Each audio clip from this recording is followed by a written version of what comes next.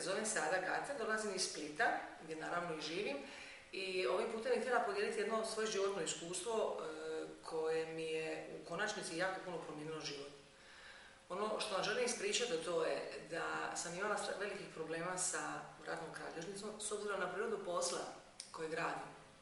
I vrlo često zbog ponavljanja istih pokreta tijelom, ti bolovi kako u vratnom dijelu kralježnice, tako i u lumbalnom dijelu kralježnice su bili sve učestaliji.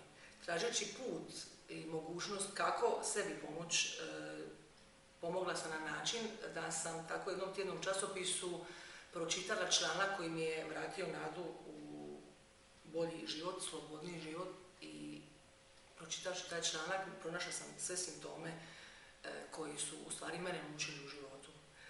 Postupak se zove Atlas Profilaks i zahvaljujući mladom liječniku koji mi jako puno pomogao svojim savjetima i pristupom, na jedan način me naveo da nesvjesno, a da napravim taj postupak i prilikom pregleda jako brzo smo odlučili se na takav postupak.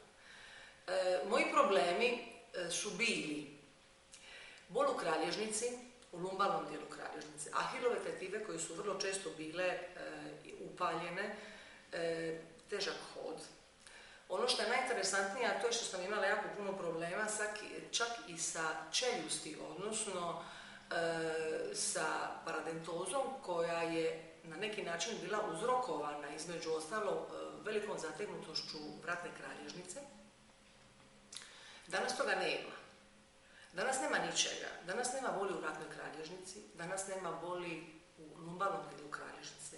Ja slobodno hodam, nema bolova u ahilovim tetivama. Ja više ne stežem čeljusti niti dok peglam, niti imam bolova u vratnom dijelu kralježnice dok perem kosu u frizerskom salonu.